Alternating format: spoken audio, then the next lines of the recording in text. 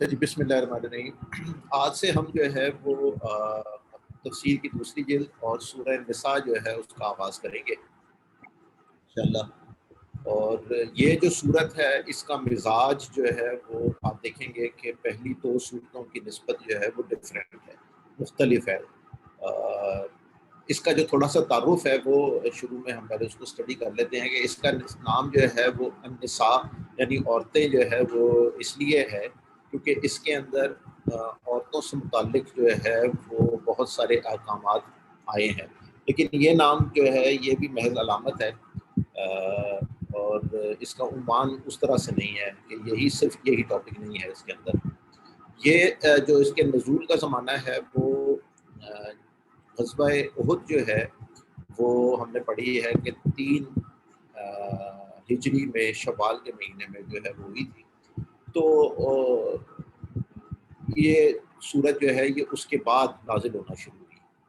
اور غزوہ احد کے اندر بہت سارے صحابہ کرام 70 صحابہ کرام جو ہے وہ شہید ہو گئے تھے، تو اس لیے وراثت کا مسئلہ جو ہے وہ وہاں کھڑا ہوا تھا۔ تو اس لیے اس صورت کے اندر جو ہے وہ وراثت کے متعلق تفصیلی احکامات آئے ہیں پہلے 4 رکوعوں میں، اور اس کے بعد جو 5ویں رکوع کی پہلی 3 آیات ہیں ان کے اندر یہ وراثت کا قانون جو ہے وہ تفصیل کے ساتھ بتا دیا گیا ہے۔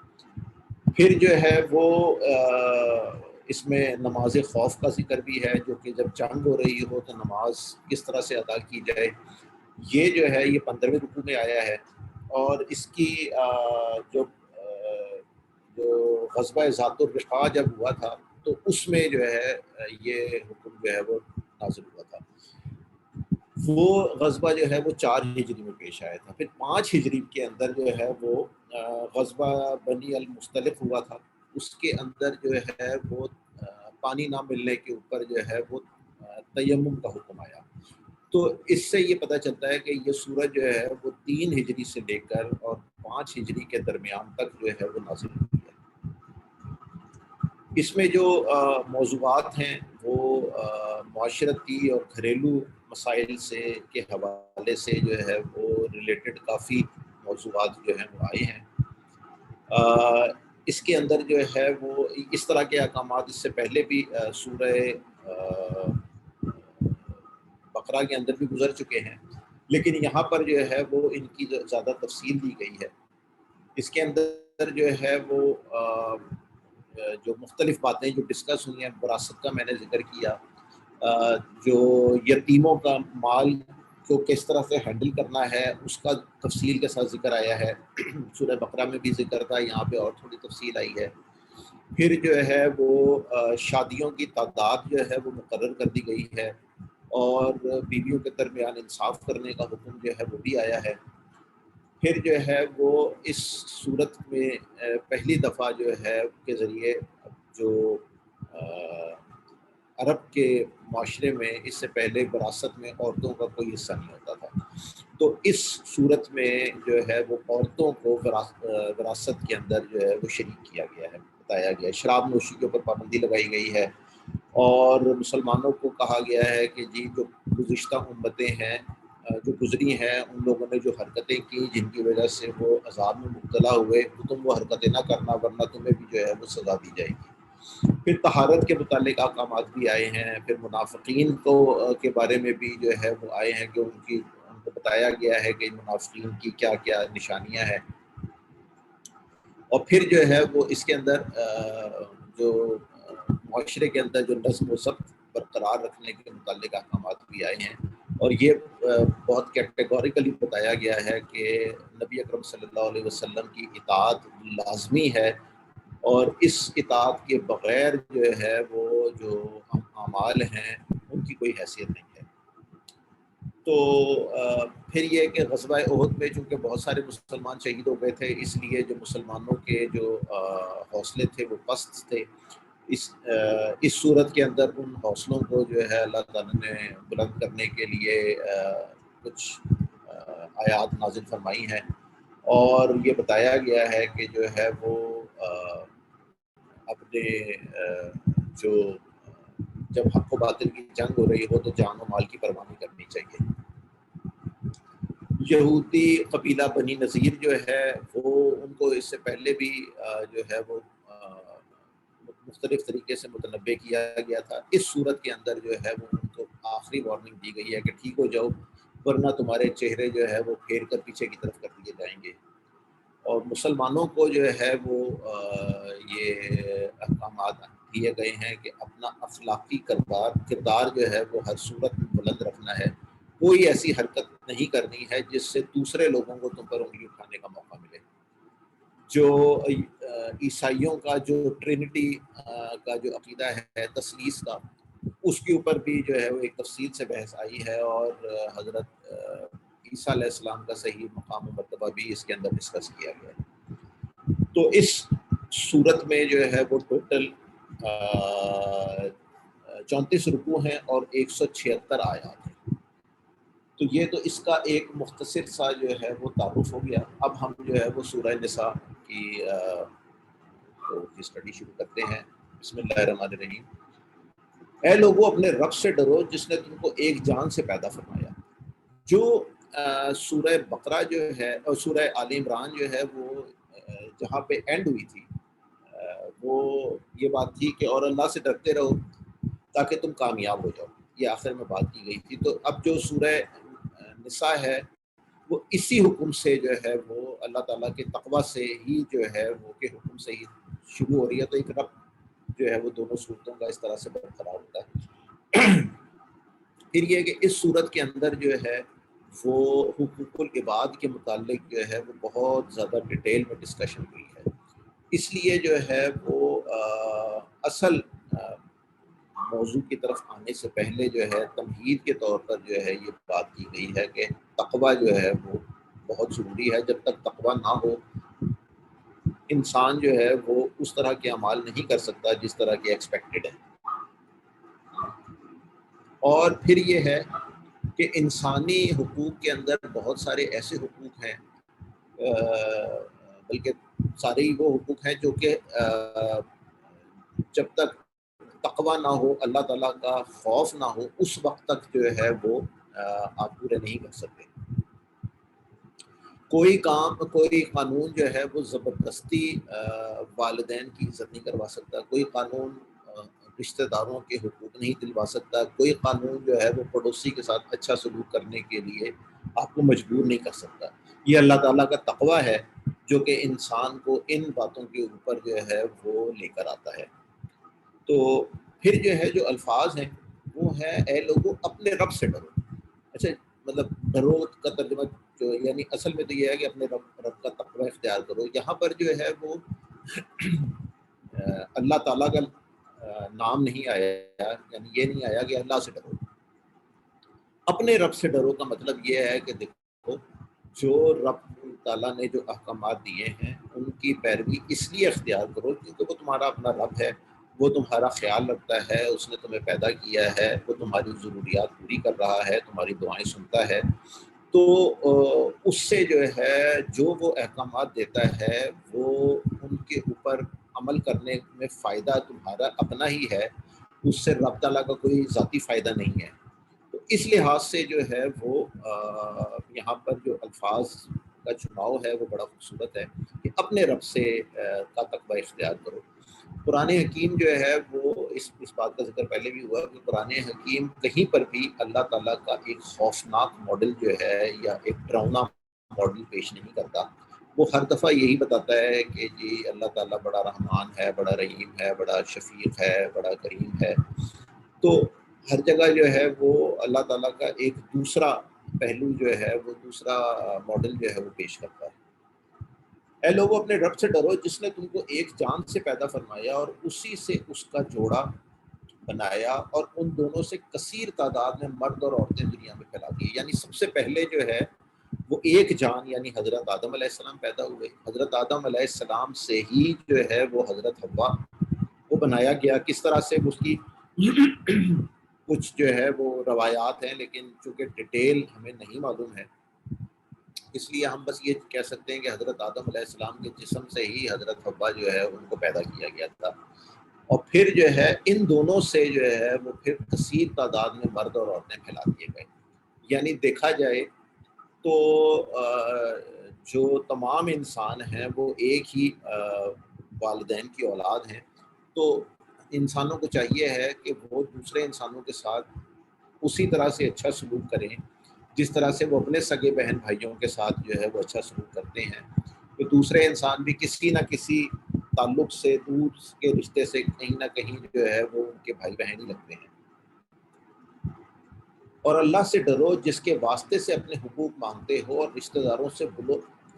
برا سلوک کرنے سے باز رہو۔ یہاں تقویٰ کا دوبارہ ذکر آیا ہے، کیوں؟ اس لیے کہ جو ہے وہ یہاں پر جو ہے وہ یہ بات ہوئی ہے کہ اللہ کے واسطے سے جو ہے وہ تم لوگوں پہ جو ہے سے اپنے حقوق مانگتے ہو۔ یہاں پہ آپ دیکھیں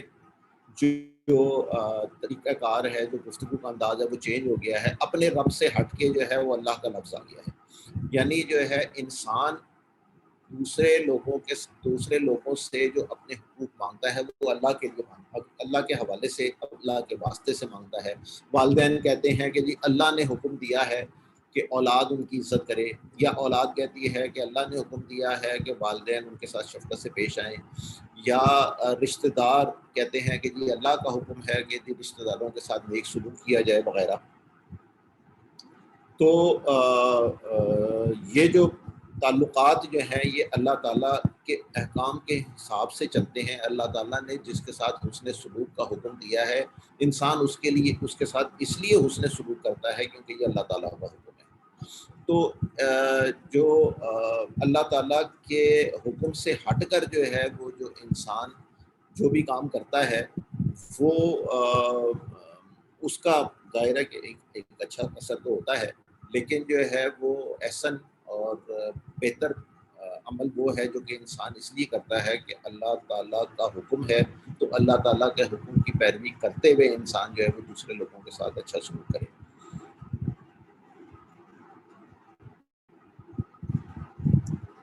اب یہاں پر جو ہے وہ ایک امپورٹنٹ بات یہ ہے کہ جو صلہ رحمی ہے، یعنی والدین کے ساتھ یا اپنے رشتہ داروں کے ساتھ اور دوسرے لوگوں کے ساتھ جو ہے وہ جو اچھا برتاؤ ہے وہ صلہ رحمی ہے۔ تو صلہ رحمی جو ہے وہ اس کا اس سے پہلے بھی ہم نے ذکر کیا ہے کہ صلہ رحمی کا اللہ تعالیٰ نے اور نبی اکرم صلی اللہ علیہ وسلم نے جو ہے وہ بہت حکم دیا ہے۔ آپ صلی اللہ علیہ وسلم نے فرمایا کہ جو شخص یہ چاہتا ہے کہ اس کے رزق میں کشادگی ہو اور اس کی عمر میں برکت ہو، وہ صلہ رحمی کرے، اور جس معاشرے کے اندر جو ہے وہ صلہ رحمی نہیں کی جاتی، یعنی کوئی ایسی قوم ہے جس کے اندر کچھ افراد ہیں جو کہ صلہ رحمی نہیں کرتے، تو پوری قوم جو ہے اس کے اوپر اللہ تعالیٰ کی رحمت سے اٹھا لی جاتی ہے۔ تو اس لیے جو ہے وہ صلہ رحمی ایک بہت ہی امپورٹنٹ بات ہے، تو جو کہ اسلام جو ہے اس کی بہت زیادہ تبلیغ کرتا ہے۔ قطع رحمی اس کے مقابلے میں جو ہے کہ رشتہ داروں کے ساتھ جو ہے وہ ان سے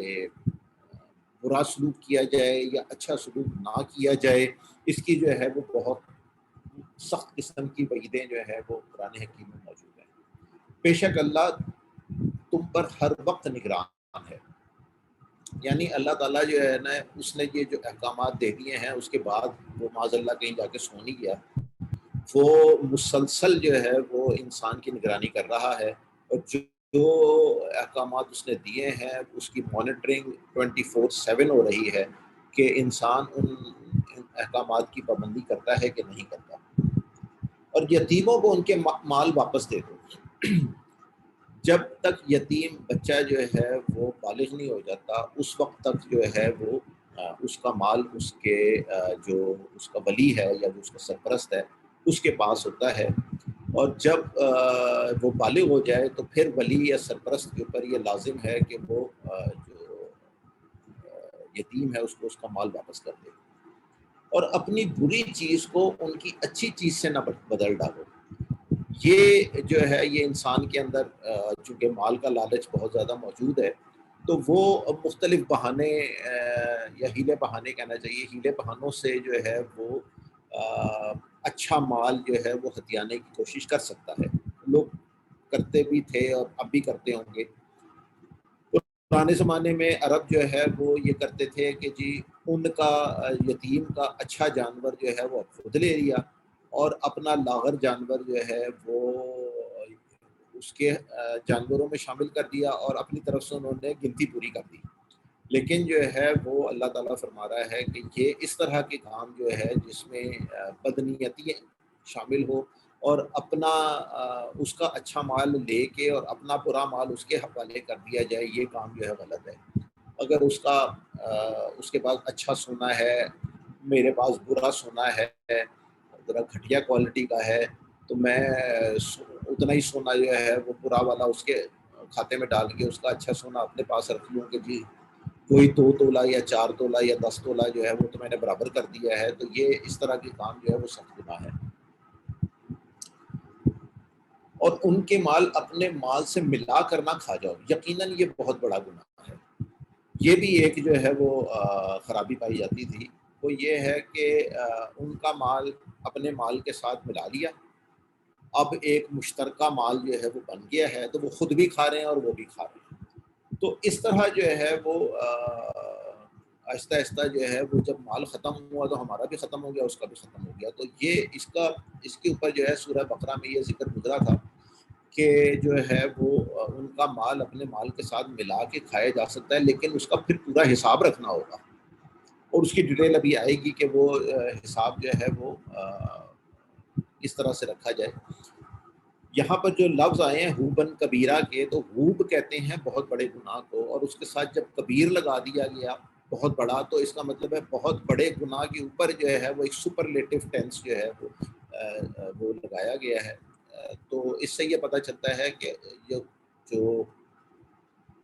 یتیم کا مال ہڑپ کر جانا جو ہے وہ ایک اللہ تعالیٰ کے نزدیک بہت بڑا گناہ ہے. اور اگر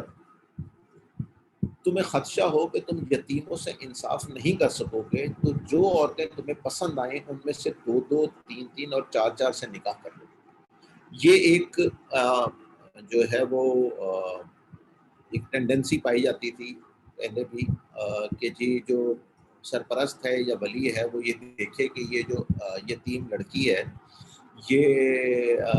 بہت خوبصورت ہے، یا جو ہے اس کے پاس بہت سارا مال ہے، تو میں اس سے شادی کر لیتا ہوں اور جو ہے اس کا مال جو ہے وہ میں اس طرح قبضے میں کر لوں گا. اب چونکہ یہ یتیم ہے تو کسی نے یہ کہنا بھی نہیں ہے کہ یہ جو اس کا مال تم کیوں کھا گئے ہو. تو اس نیت کے ساتھ جو ہے وہ لوگ یتیم لڑکیوں کے ساتھ نکاح کر لیا کرتے تھے. تو یہاں پر یہ اللہ تعالیٰ فرما رہا ہے کہ اگر تمہاری نیت یہ ہے کہ تم نے جو ہے وہ یتیموں کا مال جو ہے وہ کھا جانا ہے، تو پھر جو ہے وہ بہتر یہ ہے کہ اس نیت کے ساتھ ان سے نکاح نہ کیا جائے. اور اس دنیا میں بے شمار عورتیں موجود ہیں، ان میں سے 2 سے کر لو، 2 عورتوں سے شادی کر لو، 3 سے کر لو، 4 سے کر لو. تو 4 کی ایک لمٹ جو ہے وہ اللہ تعالیٰ نے یہاں پر وہ لگا دیا ہے. اسی سے جو ہے وہ اسلام کا یہ جو ہے وہ قانون نکلا ہے کہ ایک شخص جو ہے بیک وقت 4 عورتوں کے ساتھ شادی کر سکتا ہے ایک مسلمان. لیکن اگر تمہیں اندیشہ ہو کہ تم ان بیویوں میں انصاف نہیں کر سکو گے، تو پھر ایک ہی شادی کرو، یا جو کنیزیں تمہاری ملکیت میں ہیں ان سے نکاح کر لو. یہ اس بات کے زیادہ قریب ہے کہ تم ظلم نہیں کرو گے. اور جو حکم ہے یہاں پر وہ یہ ہے کہ اگر یہ خدشہ ہو کہ ایک شخص جو ہے اس نے 2 سے یا 3 عورتوں کے ساتھ شادی کی بھی ہے اور وہ ان کے درمیان انصاف نہیں کر سکتا، یہاں پہ تھوڑا سا جو ہے نا وہ سمجھنے کی ضرورت ہے. ہم جو اصل میں لفظ جو عربی میں آیا ہے وہ عدل ہے، اردو میں جو ہے اس کا ترجمہ عام طور پہ انصاف کیا جاتا ہے. لیکن جو ہے صحیح اگر طور پہ دیکھا جائے تو انصاف اور چیز ہے اور عدل اور چیز ہے. عربی کے اندر بھی انصاف پایا جاتا ہے کا لفظ موجود ہے، اور جو ہے عدل بھی موجود ہے. انصاف جو ہے اس کا مطلب یہ ہے کہ ہر جو حق ہے وہ برابر برابر نصف تقسیم کر دیا جائے. یہ نصف سے نکلا ہوا لفظ ہے انصاف. تو یعنی جو ہے وہ یہ اس طرح سے جو ہے اگر کسی کا حقوق جو ہے وہ پروپورشنیٹلی یا جو ہے وہ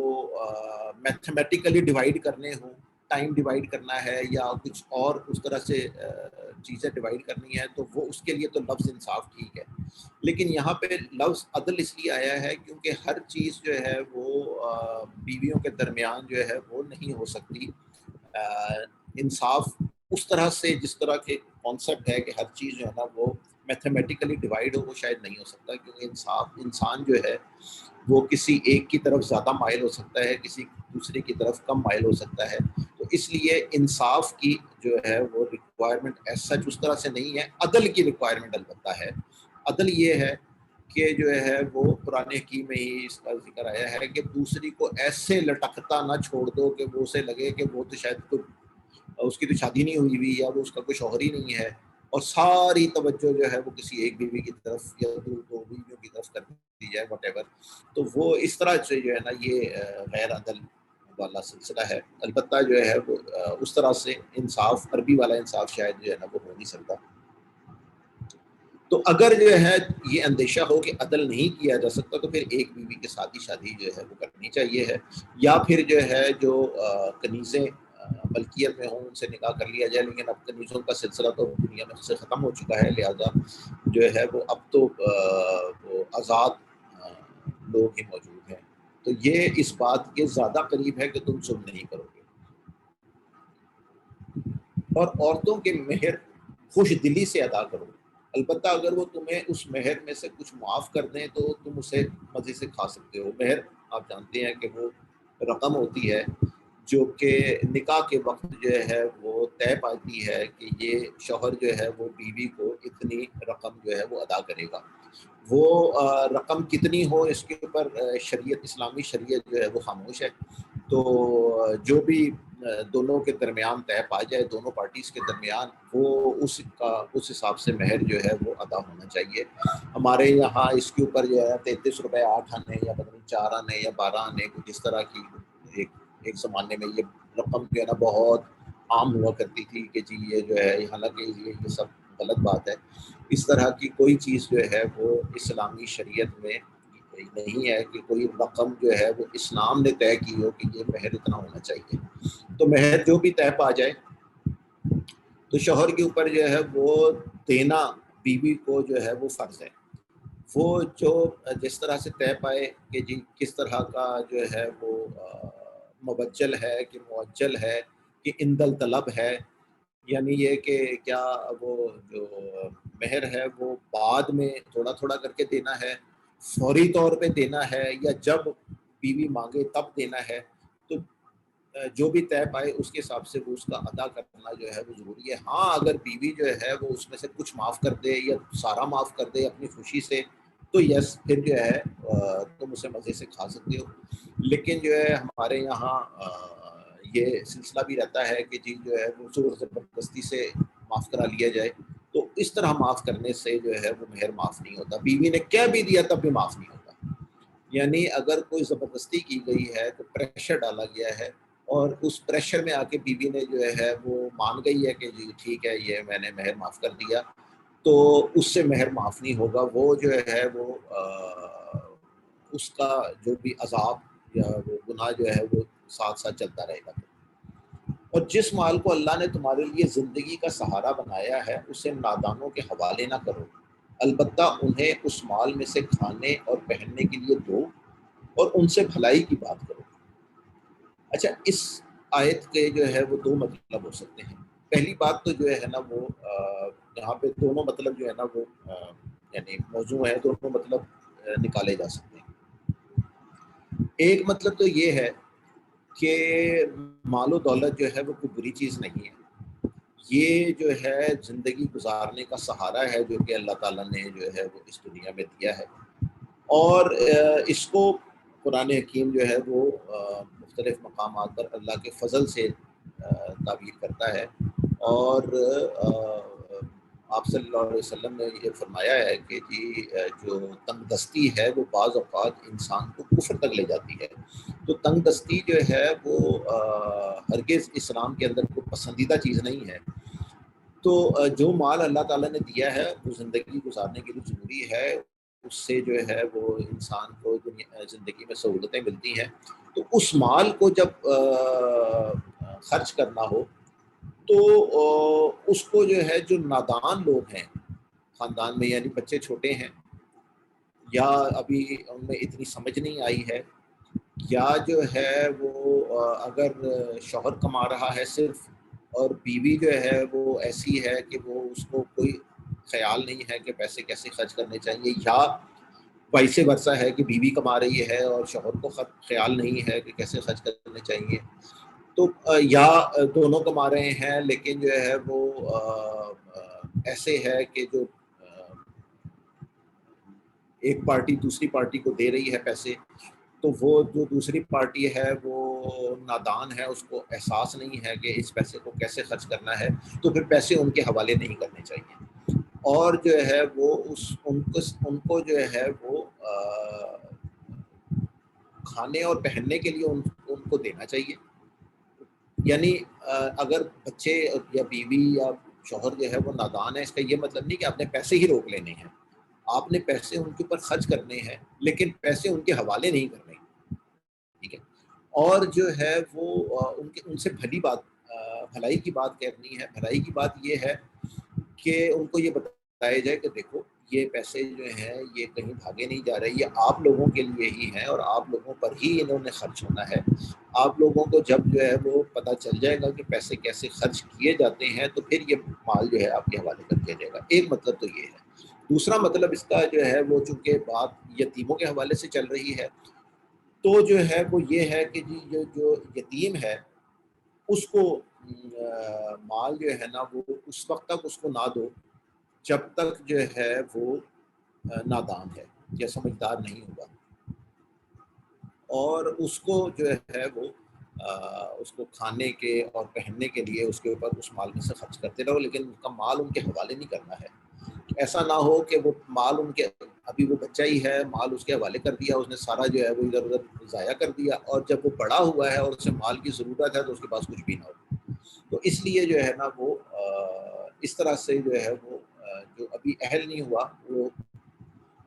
اس کے حوالے نہیں کرنا چاہیے۔ اب آپ غور کریں کہ یہاں پہ جو ہے وہ اس طرح کی بات کہ نہیں مال ان کا دے دو، باقی اللہ رازق ہے اور اللہ تعالیٰ جو ہے وہ ان کے لیے جو ہے وہ اگر وہ سارا مال اٹھا بھی دیں گے تو اللہ تعالیٰ کے پاس سارے خزانے ہیں، وہ ان کو پھر سے جو ہے وہ امیر کر دے گا، تو اس طرح کی کوئی بات نہیں ہوئی ہے۔ تو یہاں پہ چونکہ دنیا ایک خاص قوانین کے تحت چل رہی ہے، تو جو اپنے مال کو غلط طریقے سے ضائع کر دے گا تو پھر وہ جو ہے ہاتھ جھاڑ لے گا، پھر وہ مال جو ہے وہ زمین سے نہیں اگے گا اس کے لیے۔ تو اس لیے جو ہے وہ جس طرح کی دنیا کے قوانین ہیں اس کے حساب سے ہی انسان کو چلنا ہے۔ اور اگر کوئی شخص ایسا ہے، اس سے ایک شرعی حکم یہ بھی نکالا ہے فقہا نے کہ اگر کوئی شخص ایسا ہے جس کے پاس بہت سارا مال ہے لیکن وہ سمجھ نہیں رکھتا اور زیادہ وہ کسی طرح مینٹلی ریٹارڈڈ ہے یا کوئی اس طرح کا مسئلہ ہے اس کے ساتھ کہ وہ نہیں خرچ کر سکتا، تو پھر گورنمنٹ جو ہے وہ اس مال کے اوپر جو ہے وہ نگران بنے گی اور پھر وہ اس طرح سے ریلیز کرے گی جس طرح سے جو ہے وہ اس شخص کی ضرورتیں پوری ہوتی رہیں۔ اور یتیموں کی آزمائش کرتے رہو یہاں تک کہ وہ نکاح کی عمر کو پہنچ جائیں، یعنی جو ہے یتیم جو ہے وہ جیسے جیسے بڑا ہو اس کی یا بڑی ہو اس کی آزمائش جو ہے نا وہ کرتے رہنے چاہیے، یعنی ان سے مختلف مواقع کے اوپر کوئی مشورہ مانگ لیا جائے، کاروباری حوالے سے، مال کو خرچ کرنے کے حوالے سے، مال کو انویسٹ کرنے کے حوالے سے، ان سے جو ہے وہ مشورے کرتے رہنا چاہیے، اور اس کو کبھی کبھی تھوڑا سا مال دے دیا جائے کہ اچھا اس سے ذرا خرچ کر کے دکھاؤ، اس سے پتہ چلے گا کہ اب اس کے اندر ابھی مال کو خرچ کرنے کی کتنی سمجھ آئی ہے۔ تو اس وقت تک یہ کام کرتے رہنا چاہیے ہے جب تک جو ہے وہ نکاح کی عمر کو نہ پہنچ جائے۔ پھر اگر تمہیں ان میں سمجھداری نظر آئے تو ان کے مال ان کے حوالے کر دو، یعنی جو یتیم کا مال اس کے حوالے کرنے کے لیے دو شرائط ہیں، ایک یہ کہ وہ بالغ ہو جائے، نکاح کی عمر کو پہنچ جائے، دوسرے یہ کہ اس کے اندر وہ سمجھداری بھی نظر آئے، جو کہ ہونی چاہیے ہے کہ اس کو مال دے دیں گے تو جو ہے وہ یہ سارا مال اڑا نہیں دے گا، اگر آپ دیکھیں تو آج کل یعنی جو ہے وہ اگر ہم کہیں کہ جی 18 سال کی عمر اگر ہم فرض کر لیتے ہیں بلوغت کے لیے، جس کے اوپر شناختی کارڈ بن جاتا ہے، تو اس عمر میں کہ نوجوان لڑکے جو ہیں ہمارے ملک کے، وہ ان کے بارے میں یہ سمجھنا کہ یہ اب اتنے سمجھدار ہو گئے ہیں کہ ان کو جو ہے ان کے حوالے جو ہے نا 50 لاکھ روپے یا 1 کروڑ روپیہ کر دیا جائے گا، تو یہ اس کو بڑی سمجھداری سے خرچ کریں گے، تو شاید یہ جو ہے نا یہ خیال درست نہ ہو۔ تو پرانے زمانے میں حالات مختلف تھے، ابھی جو ہے وہ تو ہمارے یہاں تو ابھی چونکہ ایک تعلیم کا سلسلہ ہوتا ہے، اسکول ہے، کالج ہے، یونیورسٹی ہے یا اس طرح کی کوئی چیز ہے، تو وہ ایک بچہ جو ہے نا وہ ایک خاص پروٹیکٹڈ ماحول کے اندر چل رہا ہوتا ہے۔ جب یہ آیات نازل ہوئی تھی تب جو ہے وہ اس طرح یونیورسٹیاں اور اسکول کالج تو ہوتے نہیں تھے، تو جو ہے جو ماحول جو ہے جس میں وہ بچے رہا کرتے تھے وہ اس طرح کا پروٹیکٹڈ نہیں ہوتا تھا، تو وہ ایک خاص عمر کو پہنچ کے پھر ان کو کسی نہ کسی طرح کاروبار میں شریک کر دیا جاتا تھا، وہ بھیڑ بکریاں چرانی ہیں یا کوئی بھی اور کام، محنت مزدوری کرنی ہے، تو ان کو پھر یہ سارے کام کرنے ہوتے تھے۔ تو جب وہ پریکٹیکل لائف میں داخل ہو جاتے تھے تو ان کے اندر وہ سمجھداری جلدی آ جاتی تھی، ایز کمپیئر ٹو جو کہ ہمارے یہاں آج کل کے زمانے میں جو ہے وہ بچوں میں ذرا دیر سے آتی، کیونکہ پریکٹیکل لائف میں جو ہے وہ دیر سے داخل ہوتے ہیں۔ تو جب تک ان میں سمجھداری نظر نہ آئے اس وقت تک ان کے اوپر جو ہے وہ ان کے مال حوالے نہیں کیے جا سکتے، اور ان کے مال حد سے بڑھ کر اور اس خوف سے جلدی جلدی نہ کھا جاؤ کہ وہ بڑے ہو جائیں گے اور اپنے مال کا مطالبہ کریں گے۔ یہ بھی ایک طریقہ ہے یتیم کے مال کھانے کا، یعنی جو ہے وہ یہ دیکھا جائے کہ جو ہے یتیم جو ہے وہ بڑا ہو کے جو ہے اپنا مال مانگے گا، اس سے پہلے جلدی جلدی جو ہے اس مال کو خرچ کر دیا جائے اور کہا یہ جائے کہ بھائی تمہارے اوپر ہی خرچ ہوا تھا سارا کچھ۔ تو یہ بھی ایک چور دروازہ ہے، اللہ تعالیٰ نے جو ہے وہ مختلف چور دروازے جو ہے بند کیے ہیں انہی آیات کے اندر۔ ان کا جو اچھا مال اپنے برے مال کے ساتھ تبدیل نہ کر دو، ان کا مال اپنے مال کے میں ملا کے نہ کھا جاؤ، اور پھر یہ جو ہے وہ یہ تیسرا چور دروازہ ہے کہ جی اس لیے جلدی جلدی ان کا مال جو ہے وہ خرچ نہ کر لو کہ جو ہے وہ جب بڑے ہو جائیں گے تو اپنے مال کا مطالبہ کریں گے۔ تو یہ انسان کی اندر، چونکہ انسان کی نیچر میں جو ہے وہ مال کی محبت ہے، اور اس مال کی محبت سے مغلوب ہو کے بعض اوقات وہ ایسی حرکتیں کر جاتا ہے جو وہ عام حالات میں سوچ بھی نہیں سکتا کہ میں کروں گا۔ تو وہ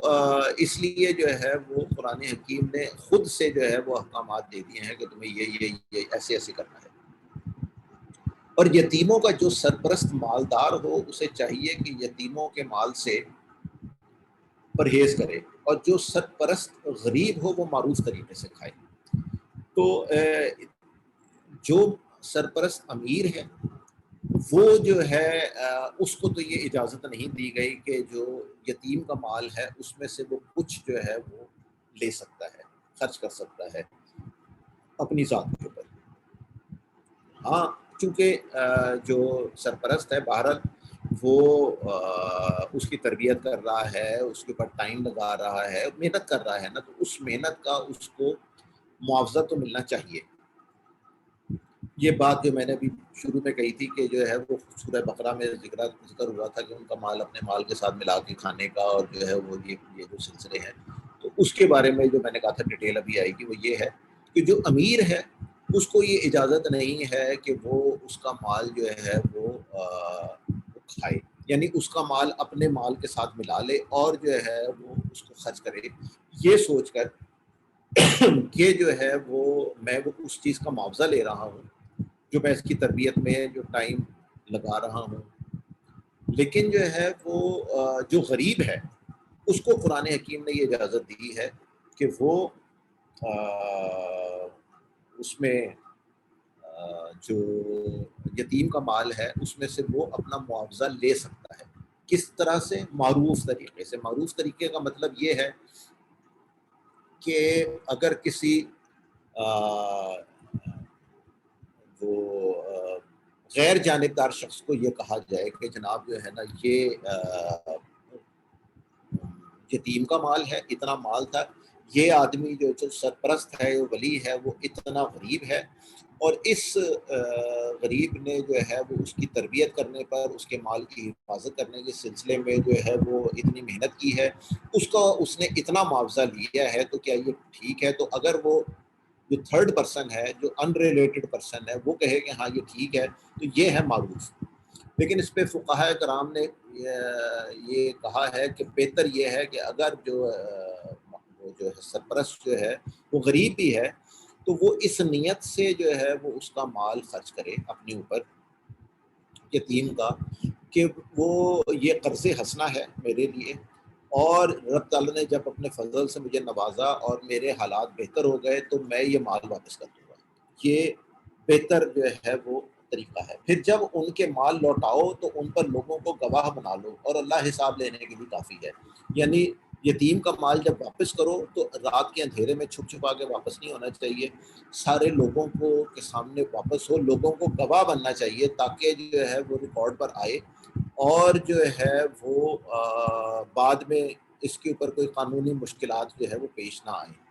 اگرچہ اللہ تعالیٰ جو ہے حساب لینے کے لیے کافی ہے، لیکن جو ہے وہ جو بہتر طریقہ ہے اور جو صاف ستھرا طریقہ ہے وہ یہ ہے۔ اس سے جو ہے جو ایک اور فائدہ ہوگا وہ یہ ہے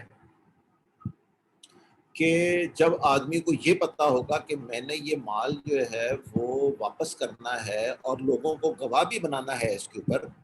تو پھر جو ہے وہ اس کا حساب کتاب جو ہے وہ اچھی طرح سے رکھے گا اپنے پاس، اور یہ جو 2 نمبری کرنے والا سلسلہ ہے وہ اس کی پروبیبلٹی کسی حد تک کم ہو جائے گی۔ تو یہ آیت نمبر 6 ہے جہاں تک ہم نے اس کو پڑھا ہے، تو اگلی دفعہ سے ہم اس کے آگے کنٹینیو کریں گے انشاءاللہ۔